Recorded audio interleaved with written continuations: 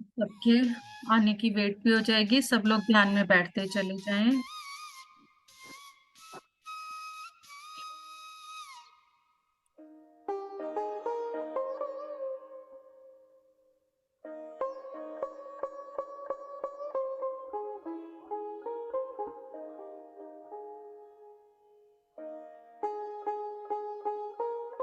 तानिया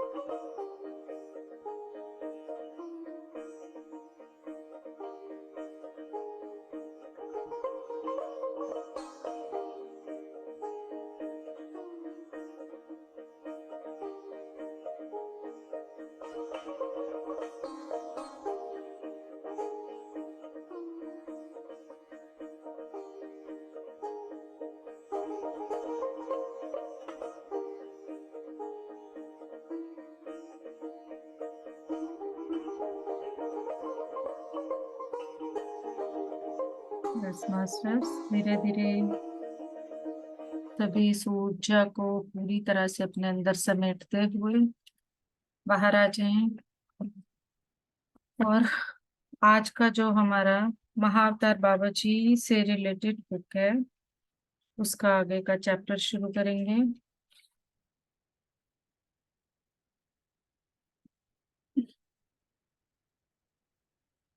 पहला चैप्टर हमारा हो चुका है, जिसमें हमने जाना कि एक चमत्कारी मुलाकात किस तरह से हुई मैम की, एक चमत्कारी मुलाकात के रूप में।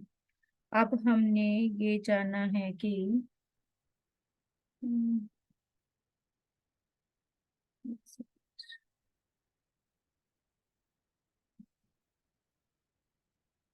आध्यात्मिकता की ओर प्रारंभिक कदम। अब हमारा अगला टॉपिक है आध्यात्मिकता की ओर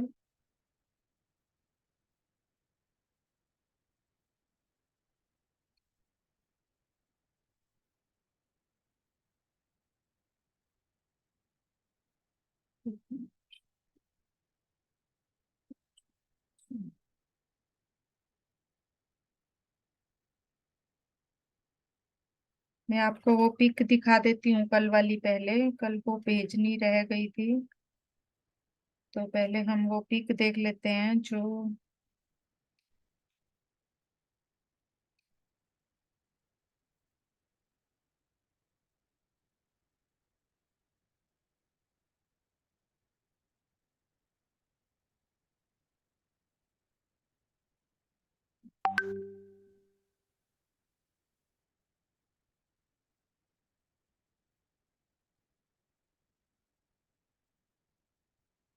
यस, डाउनलोड तो हो गई, पर अजय भाई, अजय तुम भी,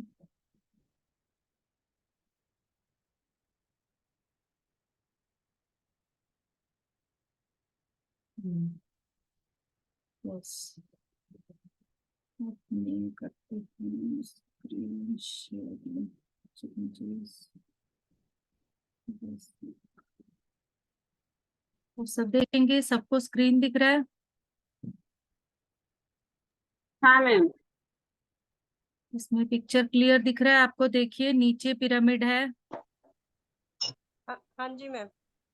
पिरामिड के अंदर ये सारी अलग अलग आपको चक्रास दिख रहे हैं, इसमें भी लाइट दिख रहा है, और इसी के ऊपर ऑरेंज कलर में ये सारा जो उन्हें दिख रहा था, मैम को जो ध्यान में दिख रहा था, इसके अंदर से धीरे धीरे ये जो ऑरेंज लाइट थी ये बाबा जी के रूप में बदलती चली गई। ये चीज कल जो मैम बता रही थी ये पिक्चर के रूप में यहाँ दर्शाई गई है। पढ़े आगे? आज भी है एक पिक्चर, क्या बताना चाहती हूँ,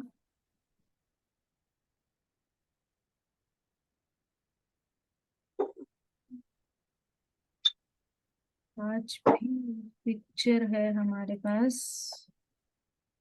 देखते हैं, मैं अगर अभी साथ साथ ही दिखा देती हूँ आप सबको वो पिक्चर भी, फिर पता चल जाएगा। ये पिक्चर दिख रहा है आप सबको? Yes yes. है ना? तो आज जो पिक्चर है ये है, हम लेसन को, चैप्टर को पढ़ेंगे तो पता चलेगा कि क्या है आध्यात्मिकता की ओर प्रारंभिक कदम। ठीक है, तो अब हम आगे पढ़ने जा रहे हैं। इसको मैंने ऐसे ही रखा है, जहां ये आएगा इसके बारे में वहां पे मैं इसको शो करके उसके बाद ही मैं इस पिक्चर को यहाँ से रिमूव करूंगी। तो आज का प्रश्न है पल्लवी मैम का, बाबा जी कृपया आपके बचपन के अनुभव बताएं। बाबा जी: हाँ क्यों नहीं, जब मैं 9 वर्ष का था उस समय मेरे बहुत मित्र थे।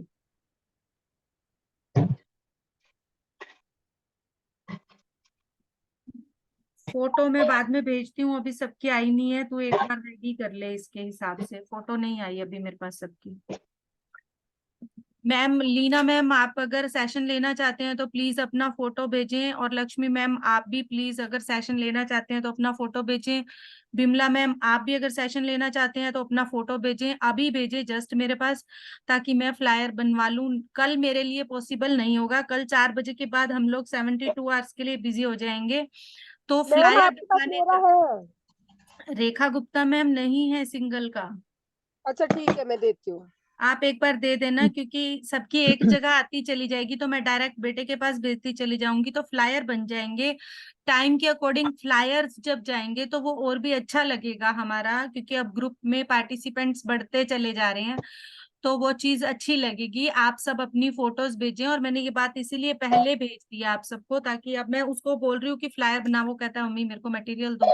मैंने लिखने का तो सब दे दिया उसको, फोटोज नहीं है मेरे पास, किसी की टाइमिंग किसी ने बताई नहीं है मुझे अभी तक, तो कल फिर वो चीजें थोड़ा अजीब सी प्रेजेंट होंगी, या फिर सिर्फ मेरी फोटो जाएगी, तो वो वहां पे सेशन ले रही होंगी लीना मैम, फोटो जाएगी मेरी। सेशन ले रही होंगी सुलक्षणा मैम, सपोर्ट हो जाएगी मेरी, तो वो थोड़ा अजीब मैम सा लगे। सेशन के बाद भेज देते, अभी भेज देंगे, सेशन के बाद भेज देंगे, क्लास के हाँ बाद। तो अभी भेज देना मेरे पास, ठीक है। और टाइम हाँ मैम आप बताओगे कि हमें बताना है? हाँ, आप अपनी तरफ से बता दो, उसके बीच में जहां एडजस्ट करना होगा मैं खुद देख लूंगी। अगर किसी का क्लैश कर रहा होगा, क्लैश नहीं कर रहा ठीक होगा है। तो जो आपका टाइमिंग होगा वही दे दूंगी। अगर क्लैश कर रहा होगा तो फिर मैं आपसे डिस्कस कर लूंगी दोनों से, जिसका भी क्लैश कर रहा ठीक होगा आप अपनी तरफ से ठीक भेज दें मेरे पास। ठीक है। हाँ जी, तो यहाँ बाबा जी कह रहे हैं, जब मैं 9 वर्ष का था उस समय मेरे बहुत मित्र थे, हम सब मिलकर एक खेत में खेलते थे। वहां एक गहरा कुआं और एक बड़ा बरगद का पेड़ था। एक दिन मेरे साथ 7 मित्र खेल रहे थे। खेल कर थकने के बाद हम कुएं के किनारे पर बैठ गए। अचानक मेरा मित्र दमन फिसल कर कुएं में गिर गया। ये बच्चा ही, मतलब वो दिखा रहे हैं बच्चा कि कुएं में फिसल कर गिर गया। पहले तो हमें समझ नहीं आया कि हम क्या करें। हम सब डर कर मदद मदद के लिए चिल्लाने लगे। गर्मी की तपते दोपहर में हमारे पास मदद करने के लिए कोई नहीं था, क्योंकि बहुत ज्यादा गर्मी थी, तो आसपास कोई था ही नहीं कि कोई उनकी हेल्प कर पाए। हम में से कोई भी तैरना नहीं जानता था। मैं अपने मित्र को ऐसे डूबते हुए नहीं देख सकता था। मैंने उसको बचाने के लिए कुछ हिम्मत जुटाई। मुझे यह बिल्कुल नहीं पता था कि मैं यह कैसे करूंगा। मैंने अपने बाकी मित्रों को कहा, तुम पेड़ पर लटकती हुई रस्सी को लेकर आओ और उससे हमें बाहर खींच लेना। यह कहकर मैंने कुएं में छलांग लगा दी। कुआं बहुत गहरा था। मैं कुएं के ठंडे पानी के स्पर्श को अपने शरीर पर महसूस कर रहा था। दमन डर और अत्यधिक ठंडे पानी की वजह से कांप रहा था। मैंने उसे कहा, जब तक वह कुएं से बाहर ना निकल जाए अपनी पूरी ताकत जुटाकर रस्सी को पकड़े रखे। उस क्षण मैंने खुद के बारे में कुछ नहीं सोचा। सभी मित्रों ने दमन को कुएं से बाहर निकालने में उसकी मदद की। उस समय मेरे पास कोई सहायता नहीं थी और मेरा शरीर गहरे पानी में डूब रहा था। तब मुझे विपत्ति का एहसास हुआ और मेरा हृदय डर से भर गया। पानी के अंदर सांस लेना अत्यंत कठिन था। यह डर गहरे पानी से या तैरना ना आने की वजह से नहीं था, बल्कि यह मृत्यु का डर था जिसका सामना मैं पहली बार कर रहा था।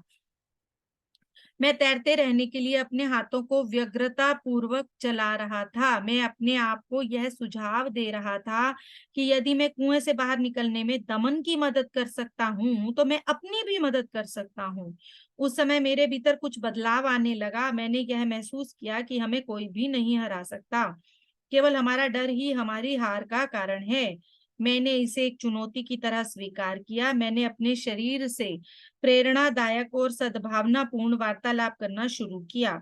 मैंने अपने शरीर से कहा, डरो मत, तुम तैरना और सांस लेना दोनों ही एक साथ सीख सकते हो। मैं कुएं में पानी के दबाव से लड़ रहा था और तैरने की कोशिश कर रहा था, जबकि मेरा शरीर डूब रहा था। मैं अपनी मृत्यु को द्वार पर महसूस कर रहा था। मैं अपनी आंखें खुली रखकर हृदय को शांत कर रहा था और लगातार अपने शरीर को सुझाव दे रहा था। तभी मैंने एक चमत्कार सुनहरे प्रकाश को पानी के अंदर आते देखा। मैं उत्सुक होकर प्रकाश की दिशा में जाने का प्रयास करने लगा। जैसे ही उस प्रकाश तक पहुंचकर मैंने उसे छुआ तो मैं भी उस प्रकाश के भीतर जाकर प्रकाश ही बन गया। प्रकाश से जो ऊर्जा निकल रही थी वह मेरे प्राणों को पोषित कर रही थी। अब मैं पानी के नीचे बिना प्रयास के भी सांस ले पा रहा था और तैर रहा था। मैं उस प्रकाश के कोश में पूर्णतया सुरक्षित था। अब मैं बिना प्रयास के तैर रहा था। मेरी आंखें बंद थी, मेरी सांसें सहज थी। इस पूरी प्रक्रिया में मैं अपने भीतर बहुत गहरा चला गया। मैं इस प्रकाश को एक आकृति बनते हुए देख रहा था। जैसे ही वह आकृति बनी उसी पल वह अदृश्य भी हो गई। उस समय मैंने सुना मेरे मित्र मेरा नाम लेकर पुकार रहे थे और मुझे वापस आने के लिए कह रहे थे। मेरे हृदय में अब कोई डर नहीं था। मेरे मित्र मुझे जीवित देखकर बहुत हैरान थे। मेरे मित्रों ने कुएं में जो रस्सी लटकाई थी मैं उसे पकड़कर बाहर आ गया। एक बच्चा होने के नाते उस समय मैं प्रकाश के स्रोत की वास्तविकता को नहीं जानता था, लेकिन मैं यह समझ गया कि हम किसी भी चीज का सामना करके उसे जीत सकते हैं और अपने वास्तविक सच्चे स्व को स्वीकार कर सकते हैं। इस घटना ने मेरी स्मृति पर अमिट छाप छोड़ दी। आने वाले समय की साहसी घटनाओं की यह केवल एक शुरुआत थी। कुछ महीने बाद मुझे यह ऐसा महसूस हो रहा था कि आने वाले समय में मेरे लिए फिर कोई चुनौती आएगी। मुझे ऐसे सपने भी आ रहे थे जिसमें मैं यह देख रहा था कि कोई मुझे मेरी जमीन और लोगों से दूर लेकर जा रहा है। मैंने कुछ अनजान व्यक्तियों के चेहरे भी अपने साथ देखे जो मेरे शिष्य होंगे और मेरे साथ इस यात्रा में दिव्यता को प्राप्त करेंगे। मुझे उन सपनों का अर्थ समझ नहीं आता था क्योंकि मैं एक बच्चा था। जब मैंने अपनी माँ को अपने यह सपने बताए तो उन्होंने इसे मेरी कल्पना कहकर नजरअंदाज कर दिया। मेरी माँ ने कहा कि मैंने कुछ कहानियां सुनी होंगी जिनका गहरा असर मेरे मन पर हो गया है। मेरी माँ ने कहा, चिंता की कोई बात नहीं, जैसे यह दृश्य तुम्हारे सपने में आए हैं वैसे ही चले जाएंगे। जब आप धरती पर मनुष्य शरीर में होते हो तो सपने तुम्हारी आध्यात्मिक यात्रा का महत्वपूर्ण हिस्सा होते हैं। सपने कभी भी निरर्थक या अस्पष्ट नहीं होते। हर एक सपने में कुछ संदेश छिपा होता है जिससे हम सीख सकते हैं। याद रखें, सपने आपकी वर्तमान स्थिति की वास्तविकता को और आने वाले समय की संभावनाओं को भी दर्शाते हैं। एक दिन मैं शिव मंदिर के बाहर अपने मित्रों का इंतजार कर रहा था। संध्या का समय था। उस समय मैंने मंदिर के कोने से दो व्यक्तियों को अपनी ओर आते हुए देखा। दिखने में वह दोनों हमारे गांव के नहीं लग रहे थे। ऐसा लग रहा था वह कहीं बाहर से आए हैं। वह मुझे अजीब दृष्टि से देख रहे थे। अचानक मैंने महसूस किया कि किसी ने मुझे पीछे से पकड़कर मेरे नाक को किसी सुगंधित खुशबू से ढक दिया है। मेरी आंखों के आगे अंधेरा छा गया और मैं बेहोश हो गया। दूसरे दिन जब मुझे होश आया तो मैंने स्वयं को एक अस्त व्यस्त घर में पाया। मैं बहुत डर गया था कि मेरा सपना सच हो गया है। वह सपने मेरी कल्पना नहीं थी। बच्चा होने के नाते यह स्थिति मेरे लिए बेहद डरावनी थी। मैं नहीं जानता था कि इससे बाहर कैसे निकलना है। मैं मदद के लिए चिल्लाने लगा जबकि मेरी मदद करने वाला वहां कोई नहीं था। मुझे अगवा करने वाले दरवाजा बंद करके चले गए और वहां कोई खिड़की भी नहीं थी जिससे मैं भाग सकूं और किसी राहगीर की मदद ले सकूं। 2 दिन तक उन्होंने मुझे वहां बंद करके रखा और कोई भी मेरी मदद के लिए नहीं आया। मैं 2-3 दिन तक बिना अन्न पानी के रहा। मुझे इस बात का बिल्कुल भी पता नहीं था कि मुझे अगवा करने वाले लोग हैं कौन। रो रो कर मेरे आंसू सूख गए थे और मेरी आंखें सूज गई थी। मेरे बचने का कोई रास्ता नहीं था। उस समय मैंने भगवान शिव से प्रार्थना की कि जो इस परिस्थिति से मुझे बाहर निकालने का रास्ता दिखाएं। तीसरे दिन सुबह अगवा करने वाले लोग आए और उन्होंने मुझे एक दयालु सज्जन को बेच दिया। मैं उनकी भाषा नहीं समझ सकता था क्योंकि वह बंगाली में बात कर रहे थे। यद्यपि मैं इतना समझ सकता था कि उन्होंने मुझे बेच दिया है और खरीदने वाला मुझे पाकर खुश था। वह सज्जन मुझे अपने घर ले गया जहां उसकी पत्नी प्रवेश द्वार पर हमारा इंतजार कर रही थी। जैसे ही उसकी पत्नी ने मुझे देखा उसके अंदर मातृत्व की भावना जागृत हो गई। मुझे भाषा की वजह से यह समझ नहीं आया उन दोनों के बीच में क्या बातचीत हुई है, लेकिन उनका प्यार मैं उनकी भावनाओं और हाव भाव से समझ सकता था। वह अच्छे लोग थे और मुझे अपने बेटे की तरह प्यार कर रहे थे, लेकिन मैं यह नहीं समझ पा रहा था कि भगवान ने मुझे ऐसी परिस्थिति में क्यों डाल दिया है। मेरे साथ जो भी हो रहा था उसके लिए मैं उदास था। मेरा पालन पोषण करने वाली माता मुझे खुश रखने की पूरी कोशिश करती थी ताकि मेरे चेहरे पर मुस्कुराहट आए। जल्दी ही मुझे यह एहसास हो गया कि मेरे साथ जो भी हुआ है उसके लिए मैं किसी के साथ भी गुस्सा नहीं था। मैं ये जानना चाहता था कि यह परिस्थिति मुझे कहाँ लेकर जाएगी। कई महीने ऐसे ही गुजर गए। मैं पुस्तकें पढ़ने के साथ साथ अपना पालन पोषण करने वाले माता पिता की जरूरतों को भी पूरा करता था। मैं ईमानदारी और कृतज्ञता से उनकी सेवा कर रहा था। अब मैं उनकी भाषा भी थोड़ी थोड़ी समझ सकता था।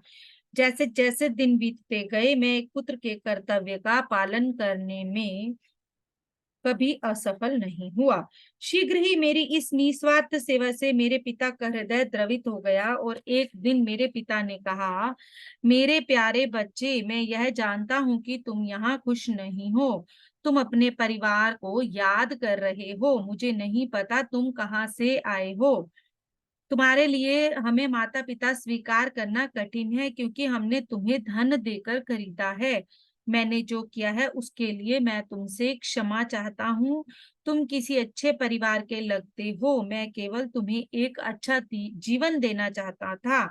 समय बीतने के साथ साथ मुझे यह एहसास हो गया है कि हमें तुम्हें इस बंधन से मुक्त करना है। आज मैं अपने पूरे साहस को जुटाकर तुमसे यह वार्तालाप कर रहा हूँ। प्रेम पूर्ण आंखों से मेरे पिता ने कहा, मेरे बच्चे, तुम जहां जाना चाहते हो जाओ। संयोग से वहां उस समय घर के पास से योगियों का समूह जा रहा था। जैसे ही मैंने उस समूह को देखा, मुझे अंदर से खुशी हुई और मेरे माता पिता ने पहली बार मुझे मुस्कुराते हुए देखा। योगी, तुम्हें जाना ही चाहिए। मैंने तुम्हारे स्वभाव को देखा है। तुम साधारण बच्चे नहीं हो। ऐसा लगता है तुम्हारी आत्मा इस अनुभव को जीने के लिए तरस रही है। यह मेरी माँ ने अश्रुपूर्ण नेत्रों से मुझे कहा। अंतिम बार मैंने कृतज्ञतापूर्ण हृदय से उनकी तरफ देखा और मैं उन योगियों के साथ चला गया। अगला लेसन है उच्चतम सत्य का एहसास। बाबा जी के आखिरी संदेश के बाद 2 दिन बीत गए। मुझे हैरानी हो रही थी, इस देरी का कारण क्या है। इस स्थिति को समझने के लिए मैं अपने अंदर स्वयं का निरीक्षण कर रही थी। बाबा जी और उनकी कहानी को लेकर अपने मन में अपने विचारों का भी निरीक्षण कर रही थी। एक दिन मैं और मेरे पति कृष्णा किसी आध्यात्मिक विषय पर वार्तालाप कर रहे थे। उस गहन वार्तालाप में कृष्णा ने मुझसे एक साधारण प्रश्न पूछा कि स्वयं को परिभाषित करो। जिस क्षण उन्होंने यह शब्द बोले, मुझे उन पर बहुत गुस्सा आ गया। मैं अपने मन में सोच रही थी कि मुझसे ऐसा प्रश्न पूछने वाले वह कौन है, और मैं वहां से चली गई। इस घटना के 2 घंटे के बाद जब मैं रसोई घर में अपने प्रतिदिन के काम कर रही थी, तो बाबा जी का संदेश मिला कि तुम्हें अपने ध्यान कक्ष में 12 घंटे तक बंद रहना है। मैंने बिना कोई प्रश्न पूछे उनके निर्देश का पालन किया और शयन कक्ष की 4 दीवारी में बैठकर आगे की कहानी लिखने लगी। जैसे ही मैंने लिखना शुरू किया, तो बाबा जी ने सुबह कृष्णा के साथ हुई मेरी कहासुनी को लेकर मुझे ज्ञान दिया। उन्होंने कहा, शांत हो जाओ, मेरे साथ भी ऐसा ही हुआ था। मैं ही तुम्हारे पति कृष्णा के माध्यम से तुमसे बात कर रहा था। बाबा जी ने इस रहस्य को उजागर किया। एक पल के लिए पूर्ण शांति हो गई। फिर हम दोनों भी उस स्थिति को लेकर जोर जोर से हंसने लगे। मैं स्वयं पर और अपने भोलेपन पर हंस रही थी। मेरा हृदय हल्का हो गया और मैं बाबा जी के साथ वार्तालाप करने लगी। पल्लवी, बाबा जी, क्या हम आपकी कहानी को आगे बढ़ाएं? बाबा जी, योगियों के समूह से मिलने के बाद मुझे अपने जीवन का उद्देश्य स्पष्ट हो गया। मैं मानव जीवन के प्रतिदिन के अस्तित्व के आगे कुछ और जानना चाहता था। मैंने वेद, गीता, उपनिषद, बाइबल आदि पढ़े। एक दिन मुझे एक शास्त्रों की ज्ञान चर्चा पर एक संगोष्ठी में भाग लेने का अवसर प्राप्त हुआ, जिसमें विद्वानों का एक समूह भी था। उसमें एक योगी हरिदास जी को जब यह पता चला कि मैंने गहन अध्ययन किया है, तो उन्होंने मुझसे एक प्रश्न पूछा। यदि तुम सब कुछ समझ गए हो और उसमें तुमने प्रभुत्व पाया है, तो तुम स्वयं को परिभाषित करो। मैं गहन मौन में चला गया और मेरा मौन ही मेरा उत्तर था, जिसे सुना नहीं जा सकता था। यदि कोई व्यक्ति चुप रहे और उत्तर देने की समय सीमा को पार कर ले, तो उसे हारा हुआ घोषित कर दिया जाता है। जैसा कि इस एक मिनट, परिस्थिति, सॉरी, ये परिभाषित करे का मतलब क्या होगा यहाँ? बताओ, आप अपने आप को बताओ, आप क्या हो? अच्छा, ये पल्लवी से कह रहे हैं हु एम पल्लवी आई, को कि तुम यस, कौन? हु एम आई। पहले बाबा जी ने पल्लवी से पूछा था। जब पल्लवी हाँ। को ये पता चला कि बाबा जी ने ही उनके पति के अंदर प्रवेश करके ये प्रश्न पूछा, जब उनके पति ने उनसे पूछा तो उन्हें हम्म, गुस्सा आया कि तुम कौन होते हो हम्म, मुझसे ये पूछने वाले, who am I, who are you, ये अच्छा, पूछने के लिए कि तुम हो कौन, अपने बारे में बताओ, तुम स्वयं को परिभाषित करो, डिफाइन करो अपने आप को कि तुम क्या हो। तो पल्लवी मैम को गुस्सा आया और उन्होंने ये कहा कि तुम होते कौन हो। तो उसके बाद बाबा जी ने कहा पल्लवी मैम से कि तुम्हें 12 घंटे के लिए कमरे में बंद रहना है। तो जब हम्म, पल्लवी मैम 12 घंटे के लिए कमरे में बंद हुई तब बाबा जी ने बताया कि ये प्रश्न मुझसे भी पूछा गया था, इसीलिए मैंने तुम्हारे पति के रूप बीच आकर मैंने ये प्रश्न तुमसे पूछा था। तो पल्लवी मैम जोर जोर से हंसने लगी और बाबा जी भी हंसने लगे। तब उन्होंने, पल्लवी मैम ने कहा कि चलो बाबा जी अब आपकी कहानी शुरू करते हैं।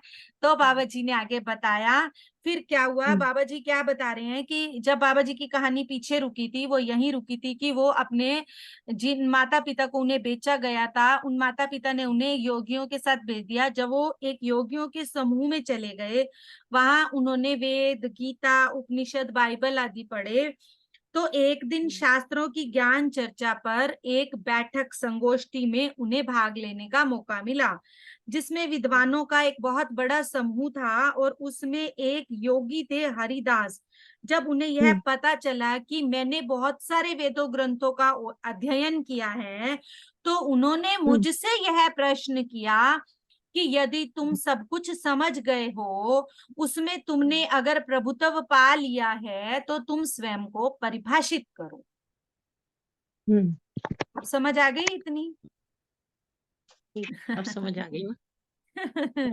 अब क्या है? चलो ना, अच्छा लगेगा ना, समझ के चलना चाहिए ना, हाँ बैग बिल्कुल में मैम, बिल्कुल। आप जो भी किसी को कोई चीज क्लियर ना हो तो वहां पूछना से है बाबा जी आपको। की जीवनी शुरू हुई है, वो जो बताए थे ना मैंने आपको, उनकी मैं तब से गहन शुरू हुई है। मौन में चला गया, मेरा मौन ही मेरा उत्तर था। अब जब बाबा जी से यह प्रश्न पूछा गया तो बाबा जी क्या कह रहे हैं कि मैं मौन में चला गया और मेरा मौन ही मेरा उत्तर था। पर होता क्या है, एक कॉमन समाज में क्या होता है कि अगर आपसे कोई प्रश्न पूछा जाता है, आप किसी जगह हिस्सा ले रहे हो, आपसे कोई प्रश्न पूछा गया है और आप उसमें मौन हो रहे हो, तो आपको हारा हुआ घोषित कर दिया जाता है। जैसा कि इस परिस्थिति में हरिदास जी द्वारा पूछा गया प्रश्न अवर्णनीय था, जिसका वर्णन नहीं किया जा सकता, इसलिए मैं अपनी हार पर खुश था। यहाँ क्या कह रहे हैं, देखो कि मैं स्वयं को परिभाषित, कोई भी व्यक्ति अपने आप को, क्योंकि ये पूरा ब्रह्मांड हमारे अंदर है, इसको परिभाषित करना शब्दों में सीमित नहीं है, संभव नहीं है, इसकी सीमितता है शब्द। तो यहाँ इसलिए कह रहे हैं कि उसको वर्णन करना कठिन नहीं, मतलब यहाँ पे कह रहे हैं कि वर्णन करना संभव नहीं था, इसीलिए मैं अपनी हार पर खुश था। आप सबको क्लियर हो रही है ये चीज? प्लीज जी बताएं। मैम, हो रही है, हो रही है, हाँ, हो रही है। इस हाँ घटना मैम। ने मुझे मेरे अहंकार का सामना करने में मदद की, क्योंकि उन्हें जो लग रहा था कि जो अंदर अहंकार था इस प्रश्न के बाद कि मैं वेदों ग्रंथों का ज्ञाता हूं, तो वो अहंकार का सामना करने में मदद की और मेरा अहंकार चूर चूर हो गया। यह सब कुछ ही पल में घट गया और मैं मौन अवस्था में ही विचार विमर्श सभा से उठकर हिमालय की ओर चला गया। आगे बढ़ने से पहले एक बार मैंने पीछे मुड़कर स्वामी हरिदेव दास जी को देखा, जो मुझे देखकर मुस्कुरा रहे थे।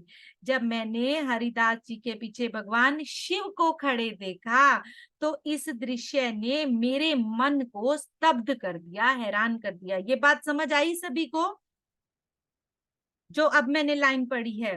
वापस बताओ हाँ, मैम एक बार इसके विषय हाँ, में। हाँ हाँ, आ देखो, गई, यहाँ क्या आ गई। बता रहे हैं कि जब बाबा जी से ये पूछा गया था तो बाबा जी को ये महसूस हो गया कि यहाँ मेरे अहंकार का सामना करने में मुझे मदद मिली है, क्योंकि अब तक उन्हें क्या लग रहा था कि मैं वेदों ग्रंथों का ज्ञाता हूं। जैसे कि अब हम यहाँ सेशन ले रहे हैं, अब हमसे कोई प्रश्न पूछे और वहां हमें अगर उस प्रश्न का उत्तर नहीं पता है तो जो अपने अहंकार का सामना वही करना पड़ जाता है ना। तो यहाँ पे बता रहे हैं कि वहां पे मेरा अहंकार पूरी तरह से चूर चूर हो गया, और सब कुछ जब घटा तो वो मौन होकर अपने अंदर ही विचार करते हुए उस सभा से उठकर चले गए हिमालय की ओर।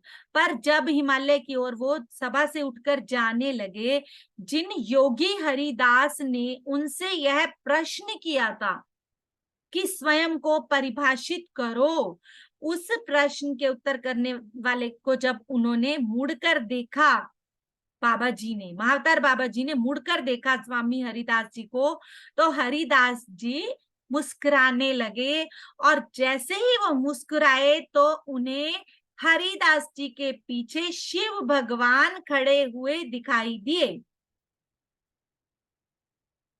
और इस दृश्य को देखकर बाबा जी पूरी तरह से स्तब्ध हो गए, हैरान हो गए।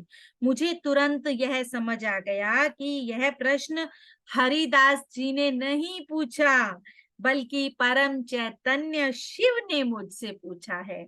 उस समय मेरे मन में केवल एक ही विचार था, मैं अनंत आत्मा हूं और मैं अनंत तक अपने इस शरीर में भी रहना चाहता हूं। उस समय मेरी उम्र 27 साल थी। उस समय मेरी उम्र 27 साल की थी, जब मैंने शरीर में ही अमरत्व को पाने का फैसला किया। 27 साल की उम्र में उन्होंने यह सोच लिया था कि मैं अनंत आत्मा हूं और मैं अनंत तक अपने इस शरीर में भी रहना चाहता हूं। मेरा हृदय तृप्त था और मेरे चेहरे पर मुस्कान थी। मैंने हिमालय की ओर अपनी पद यात्रा शुरू की। मेरी अनंत की ओर सच्ची यात्रा आखिरकार शुरू हो गई। अब यहाँ बता रहे हैं, देखो, जैसे ही मैंने ये हिमालय की यात्रा शुरू की, तो यहीं से मेरी, जो मैंने वहां 27 साल की उम्र में सोचा था कि मैं अनंत आत्मा हूं और मैं इस शरीर में अनंत तक रहना चाहता हूं, उस दिन से मेरी वो अनंत की यात्रा शुरू हो गई। वहां बैठे लोग यह नहीं समझ सके कि मैं कहाँ जा रहा हूँ और मैंने कौन सा रास्ता चुना है। कुछ पाने की इच्छा और उद्देश्य पूर्ति के भाव से मेरे चेहरे पर चमक थी। कुछ शिष्य बिना कोई प्रश्न पूछे मेरे पीछे चल पड़े, और कुछ शिष्यों के मन में बहुत प्रश्न थे। मेरी टांगों ने मेरा साथ नहीं छोड़ा और मैं दिन रात एक राज्य से दूसरे राज्य में चलता रहा। जितना मैं अपनी यात्रा पर चलता रहा, वैसे वैसे लोग मेरे साथ चलना कम होते गए। आप यहाँ इस पॉइंट को भी नोट करना कि जितना लंबा वो चलते चले गए, लोग कम होते चले गए। मैं कई दिनों तक बिना अन्न ग्रहण किए केवल शिष्यों और रास्ते में लोगों द्वारा भेंट किए हुए तरल पदार्थ ही लेता रहा। एक तो ये बता रहे हैं कि वो लिक्विड भी हो गए, और ये जीवन की सच्चाई है। जैसे जैसे आप स्पिरिचुअलिटी के रास्ते पर, आध्यात्मिकता के रास्ते पर, परिवर्तन के रास्ते पर आगे बढ़ते, लंबे बढ़ते चले जाएंगे, आपके साथ रहते लोगों की सूची कम होती चली जाएगी। मैम बिल्कुल सेम यही बात मैं बोलने लगी थी, आपने बोल दी। बिल्कुल डिट्टो यही वर्ड मेरे ध्यान में आए कि ये हमारी स्पिरिचुअलिटी में जितना हम आगे जाते जाएंगे, हमारा सामान उतना कम होता जाएगा, कम हमारे होता चला। सब चीजें कम होती जाएंगी। यस। तो अब थैंक यू मैम। वो तरल पदार्थों पर जो रास्ते में लोग, शिष्य उनको भेंट करते थे, उस पर ही रहने लगे। प्रसिद्ध गुरुओं की संगत में अध्ययन करके जो भी अहंकार मुझ में उत्पन्न हो गया था वह झूठा था। मेरी आत्मा अपने वास्तविक अस्तित्व की खोज में थी। मैं खुद को परिभाषित करना चाहता था, अपनी आप को जानना चाहता था। परिभाषित करना मतलब स्वयं को जानना, हु एम आई। इस यात्रा का यादगार हिस्सा मेरे एक शिष्य के साथ जुड़ा है। वह सच्चे विश्वास के साथ बिना कोई प्रश्न पूछे और हृदय में बिना किसी संदेह के मेरे साथ चलता रहा, उसका नाम था सराह।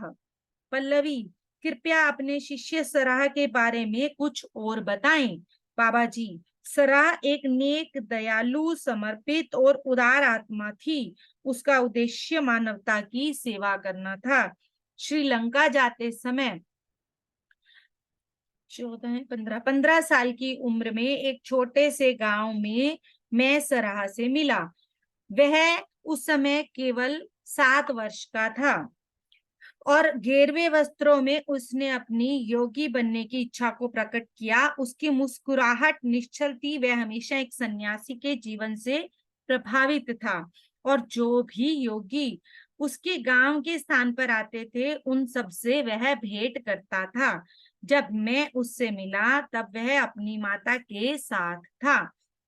सराह को यह पता चला कि उसके गांव में योगियों का एक समूह आ रहा है और उनसे मिलने के लिए अपनी माता के साथ आया। वह हमसे मिलने नदी के किनारे खुले मैदान में बने हमारे शिविर में आया। मैं अपने गुरु दिविज स्वामी के उपदेश के साथ एक सूत्र सीख रहा था। अब यहाँ महाअवतार बाबा जी के गुरु का नाम बता दिया गया है, गुरु दिविज स्वामी। सराहा शिविर में सभी योगियों से मिला और आखिर में मुझसे मिलने आया। जैसे उसने मुझे देखा उसकी आंखों में चमक आ गई और निष्ठा पूर्वक मुझे देखने लगा। मैंने उत्सुकता से उससे पूछा, तुम मुझ में क्या देख रहे हो? उसने बेफिक्री से कहा, मेरा गुरु। उसने हाथ जोड़ते हुए कहा, मुझे ऐसा लगता है कि मैंने अनंत काल तक आपकी प्रतीक्षा की है। आज आखिरकार मेरी खोज पूरी हो गई है। मैं आपसे प्रार्थना करता हूँ, कृपया आप मुझे अपना शिष्य स्वीकार करें और अपने साथ ले चलें। उसका उत्तर सुनकर मैं आश्चर्यचकित हो गया। सराह की माता मुस्कुराई और उन्होंने कहा, मैंने अपने बच्चे में एक योगी के लक्षण देखे हैं। जब वह केवल 3 साल का था तो वह पास से गुजरते हुए योगियों को देखकर अवर्णनीय आनंद महसूस करता था। जब वह 5 साल का हुआ तब उसने मुझसे कहा, एक दिन उसके गुरु उसे अपने साथ ले जाएंगे, इसलिए मैं स्वयं को उस दिन के लिए तैयार कर लूं। आखिरकार आज वह दिन आ गया है और मेरी खुशी की कोई सीमा नहीं है। मुझे अपने बच्चे के खोने का कोई दर्द नहीं है, क्योंकि पिछले 2 साल से मैं निर्लिप्त रहने का अभ्यास कर रही हूँ। गुरुजी, मैं आपसे प्रार्थना करती हूँ कि कृपया इसे अपने साथ ले जाएं। उसकी स्पष्टता प्रभावशाली थी। मैं उस माता का अपने बच्चे के प्रति निस्वार्थ और निशर्त प्रेम को देखकर अचंभित हो गया। मैं उस समय एक युवक था और विभिन्न गुरुओं से ज्ञान हासिल करना मेरा उद्देश्य था। दिविज स्वामी हमारे इस वार्तालाप को दूर से सुन रहे थे। मैंने अपने मन में अनेक प्रश्न लेकर उनकी तरफ देखा। उन्होंने मेरी आंखों में सब पढ़ लिया। उनका उत्तर साधारण और अर्थपूर्ण था। उन्होंने कहा, अपने प्रथम शिष्य को स्वीकार करो और आने वाले समय में तुम्हें और शिष्य मिलेंगे।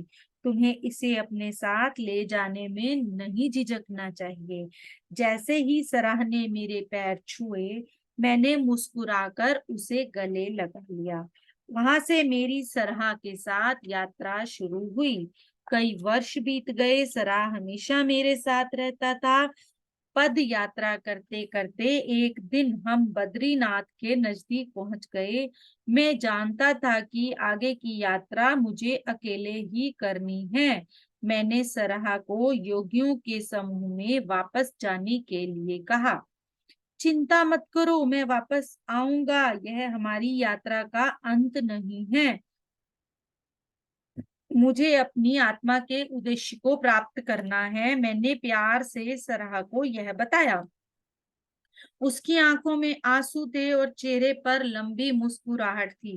मैंने उसकी आंखों में अपने लिए गहन प्रेम को देखा जो अवर्णनीय था। उसने आखिरी बार दोनों हाथों को जोड़कर कहा, जब तक आप दोबारा नहीं मिलते मैं आपका इंतजार करूंगा। वह गहरी आंखों से मुझे देखता हुआ अपनी उदार अमीट मुस्कुराहट के साथ वहां से चला गया। सराह के जाने के बाद मैं कैलाश की तरफ चल पड़ा। विचार विमर्श गोष्ठी में भगवान शिव ने स्वामी हरिदास के माध्यम से मेरे अंदर एक नए उद्देश्य को जन्म दिया था। मैं कैलाश पर्वत की ओर विभिन्न प्रकार के अभ्यास करता हुआ अपनी सत्य के पथ की यात्रा पर चल पड़ा। मुझे कठिनाइयों का सामना करना था और उसके लिए मैं तैयार था। मैं अपने शरीर के माध्यम से क्रिया योग का अभ्यास करके बाहरी संसार से निर्लिप्त हो गया था।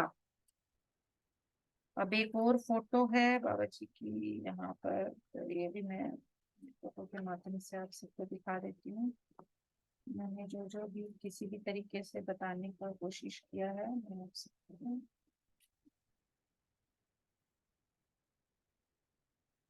वहां पास में ही एक पेड़ था।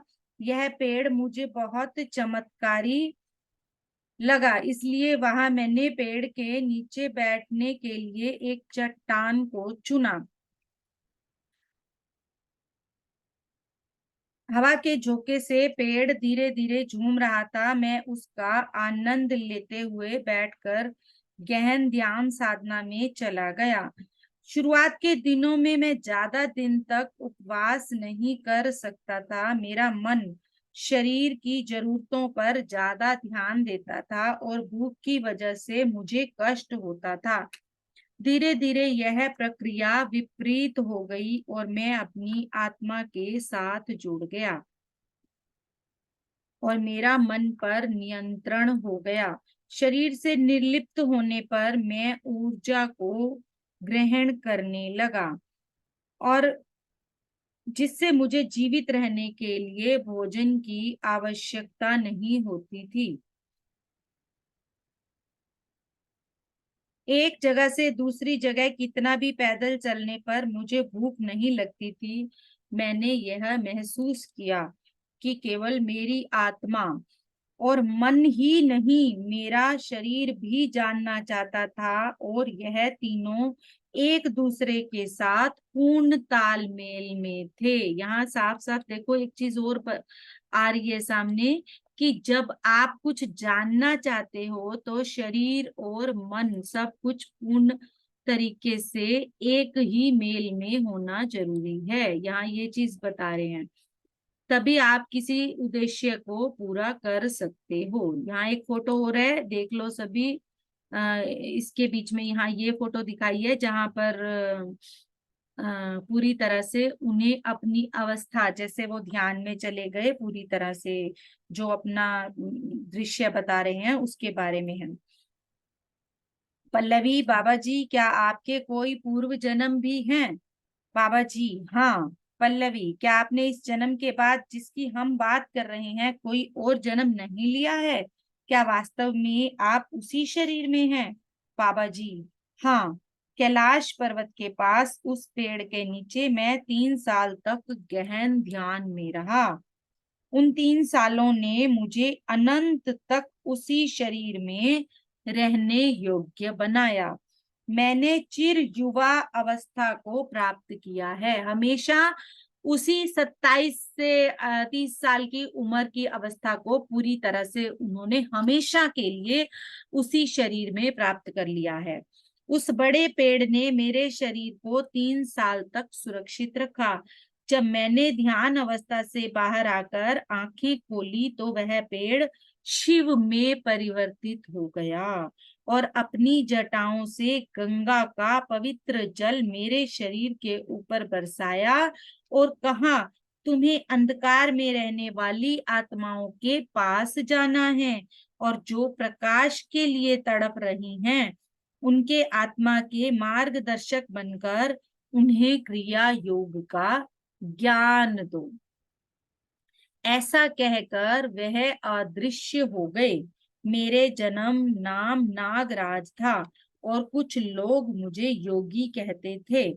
11वीं शताब्दी में 11वीं लाडी माशे ने मुझे बाबा जी की उपाधि दी और उसके बाद बहुत लोग मुझे महा अवतार के नाम से संबोधित करने लगे। तुम मुझे अपनी पसंद के किसी भी नाम से बुला सकते हो, मैं हमेशा तुम्हारे हृदय के पास हूँ।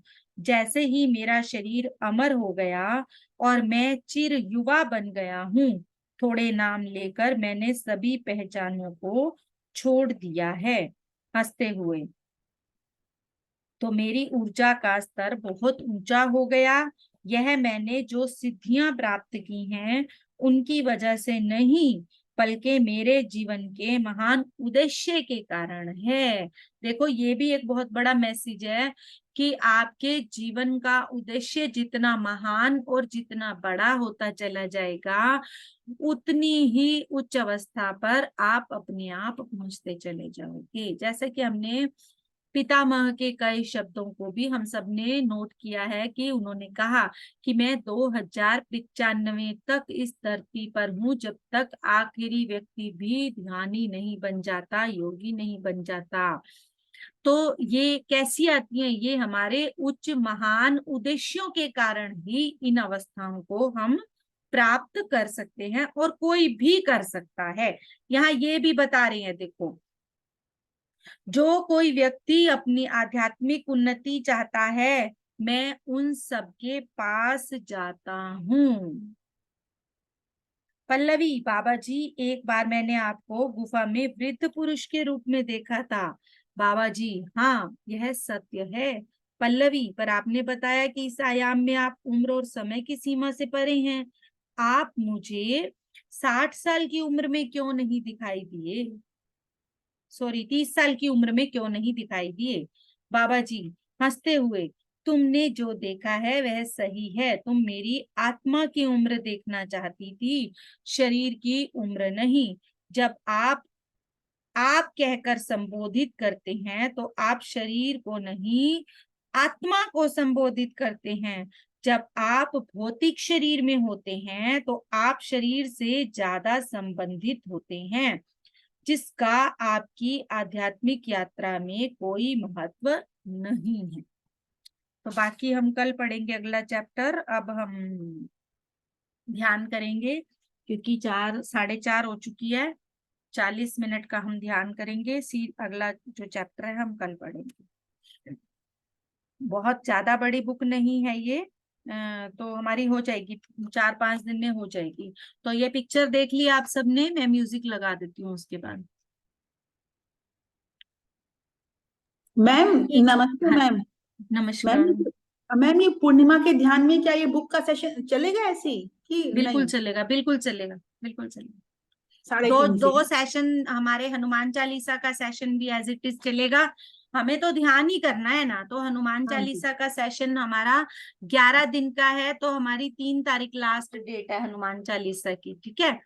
तो ओके। हमारा सेशन एज इट इज जो 9:30 बजे से हमारा ध्यान होगा वो हनुमान चालीसा पर होगा, और हमारा जो इवनिंग सेशन होगा उसमें हमारा ये 40 मिनट 40 मिनट का हमारा जो ये बुक चल रहा है महाअवतार बाबा जी का, ये होगा।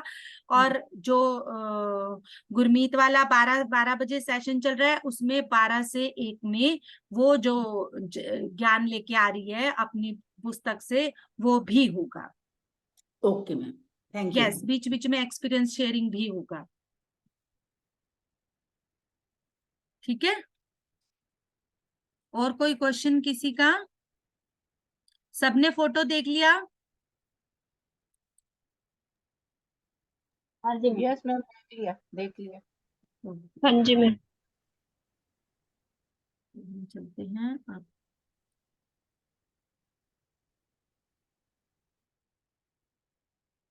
प्रिया, आप ध्यान करवाना चाहती हो? मैम मैं थोड़ी बिजी हूँ, मैं खुद भी सेशन नहीं कर पा रही।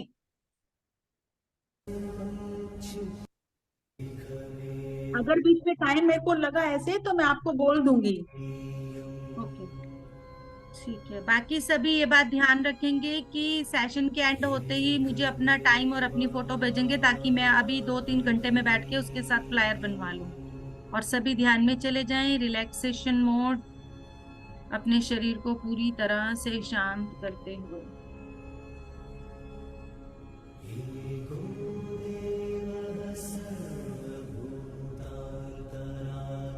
हमारा शरीर पांव के तलवों से रिलैक्स रिलैक्स।